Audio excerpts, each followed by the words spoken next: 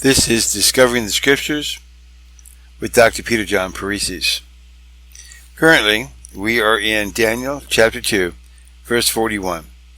Reading from the King James Bible, quote, "And whereas thou sawest the feet and toes, part of potter's clay and part of iron, the kingdom shall be divided, but they shall be in it of the strength of the iron, for as much as thou sawest the iron mixed with miry clay." Unquote. Now, let's look at this further by taking a look at the Young's Literal Translation.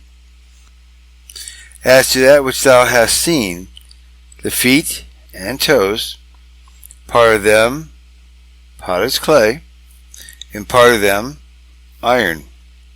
The kingdom is divided, and some of the standing of the iron is to be in it, because that thou hast seen the iron mixed with miry clay." Unquote. Since we are probably looking at prophecy that could be applying to us, either the history of what's taking place or what's going to take place in our lifetime, or what will happen in the future, I think it's important that we parse it out. And then I want to go to John Gill's commentary, because he leads us into possibilities in the book of Revelation. Because this verse doesn't give us much as far as telling us exactly what's taking place, whether it's then, now, or in the future, we have a lot of symbolism going on. So let's take a look at this, and I'm going to discuss it. "And whereas thou sawest," well, let's parse out that word in Aramaic. That's a PL stem, and it's a perfect aspect. This represents something like a casual action of the roots of the active voice. So it's an active, but it's casual. It's a perfect aspect, and that means that it's completed. So let's continue. "And whereas thou sawest the feet and toes, part of potter's clay, part of iron, the kingdom shall be." Let's parse that out. PL, stem, imperfect aspect, casual and not completed. Continuing, divided. PL, passive participle. So it's a PL stem, so it's casual. And it is a passive participle, which basically means to be. So let's continue on. "And there shall be in it of the strength of the iron, for as much as thou sawest." Let's parse out that. It's a PL perfect, so casual, completed action. The iron mixed, and that one is a PL stem participle aspect, so casual, to be, mixed with miry clay. So that's all we have here as far as parsing it out goes.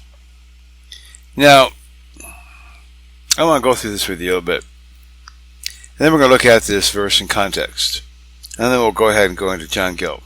"And whereas thou sawest the feet and toes, part of potter's clay and part of iron, the kingdom shall be divided, but they shall be in danger of the strength of the iron, for as much as thou sawest the iron mixed with miry clay." Okay, I want to look at this now. We see the feet and the toes.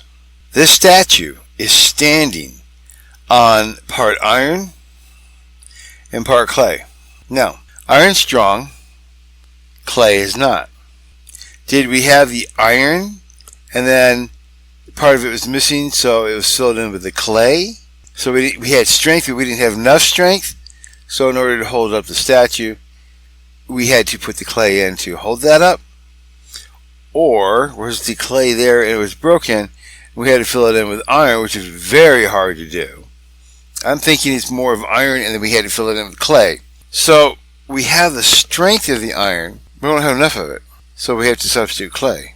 Now the feet and the toes, all of them, the feet itself and all 10 toes were all of iron and clay.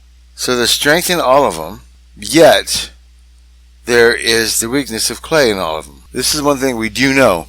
That's really all the verse gives us. But I want you to hear this in context now. And then we'll go into John Gill's commentary. Now let's read this verse in context. The paragraph starts with Daniel chapter 2 verse 36 and goes all the way down and through Daniel chapter 2 verse 45. I'm going to read it from the King James Bible. Quote, "This is the dream, and we will tell the interpretation thereof before the king. Thou, O king, art a king of kings, for the God of heaven hath given thee a kingdom, power, and strength, and glory.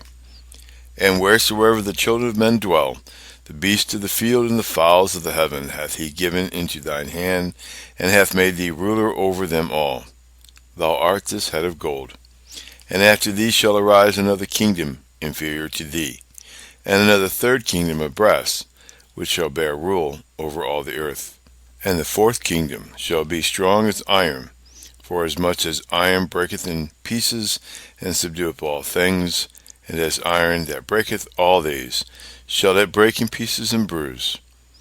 And whereas thou sawest the feet and toes, part of potter's clay, and part of iron, the kingdom shall be divided, but there shall be in it of the strength of the iron, forasmuch as thou sawest the iron mixed with murry clay. And as the toes of the feet were part of iron and part of clay, so the kingdom shall be partly strong and partly broken.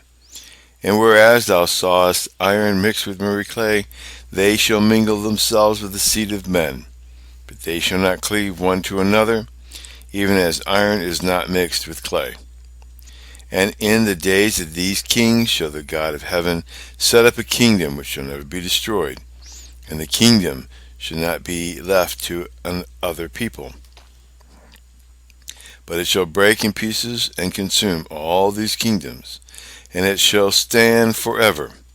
Forasmuch as thou sawest that the stone was cut out of the mountain without hands, and that it brake in pieces the iron, the brass, the clay, the silver, and the gold, the great God hath made known to the king what shall come to pass hereafter, and the dream is certain, and the interpretation thereof sure." Unquote. Now, let's read John Gill's commentary on this verse. "And whereas thou sawest the feet and toes, part of potter's clay, and part of iron, that is, some of the toes of the feet were of iron, and others of them of clay.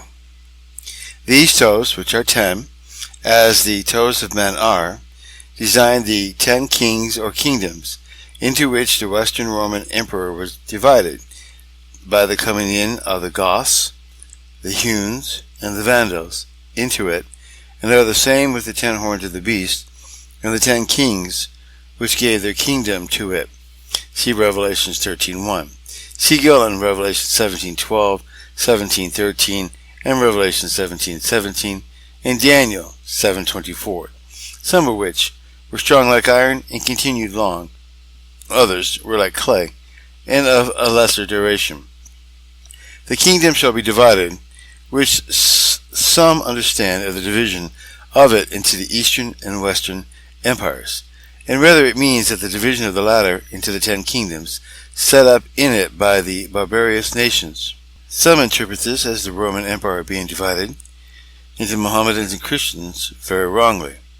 But there shall be in it of the strength the iron, forasmuch as thou sawest the iron mixed with murry clay, notwithstanding the irruption and inundation of the northern nations into the empire, yet still retain something of the strength and power of the old Romans, which were mingled among those barbarous nations, comparable to murry clay." Unquote. Now you can see that this is being linked by John Gill to several verses in the Revelations and one in Daniel 7 verse 24, which we will go through that as we hit it. But Gill decides to go ahead and say that these toes, some were iron and some were Murray clay. We don't have that. There's a lot in this verse that we don't have that's been presupposed. Do they continue on and look at Daniel 7 and Revelation 17 and Revelation 13 to make up the conclusion of this verse? We're not given enough in this verse to be able to do that. Maybe we will as we approach further down in this chapter, or further into chapter 7, or even Revelations 13 and 17. We won't know till we get there. But for right now, we cannot make the assumption that some of these toes were iron, completely iron, and some of these toes were Murray clay, completely clay. We don't have that information. We just know that there's a mixture going on. And how it's done, this verse doesn't give us enough. So you're going to have to stay tuned as we go further to find out what's happening. Prophecy in the past, prophecy in our future, prophecy now. You'll have to stay tuned. This is Discovering the Scriptures. Please tell others about this program, and remember that it is broadcasted at 8 a.m. Monday through Saturday. God bless.